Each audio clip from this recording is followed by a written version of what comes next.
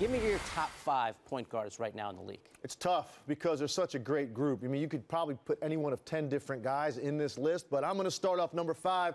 Let's go with Steve Nash. I know he's getting up there. 37. He could be out there with a cane. If his right hand is free and he can pass the basketball, that's all that matters. He just knows how to make people look good. And he's the kind of guy that I would have loved to play with because all he wants to do really is get the ball off the court, get it to his shooters, and still, who can run the point guard, the pick and roll better than Steve Nash? Number 4, the guy we just talked about, Russell Westbrook. This guy could end up being number 1 if he can work on some of his decision-making in certain situations. I think he's still a score-first type of mentality.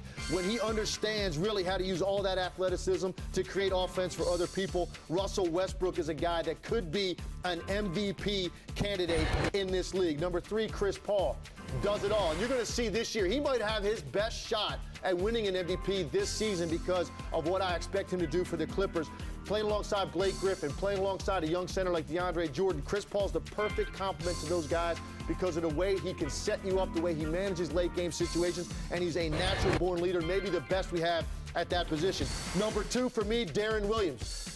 I still feel that Deron Williams, if you had a checklist of 10 things you want in a point guard, he might score out the highest because he really doesn't have a weakness. The only thing he really doesn't have is a deep, deep playoff run. And he's certainly not going to get that in New Jersey this year unless they can manage to find a way to get Dwight Howard. But he is the complete package, can take over a game as a scorer or passer. And number 1, how do you go anywhere other than the reigning MVP? Derrick Rose, everything in one package. I still feel, though, that if he has to lead the Chicago Bulls in scoring, they might have a hard time winning a championship. It's only happened twice in the last 35 years. Isaiah Thomas, Magic Johnson, the only 2 point guards to lead their teams in scoring and also win a championship the same year. And both of those teams were very balanced. I think they're a little top-heavy at the scoring that Derrick Rose has to fulfill. That's a lot to ask to get through 16 playoff wins when you're expected to get 25 or 30 every night. So hopefully Richard Hamilton can help out. But certainly Derrick Rose has everything. And this guy is going to be a multiple MVP winner by the time it's all said and done.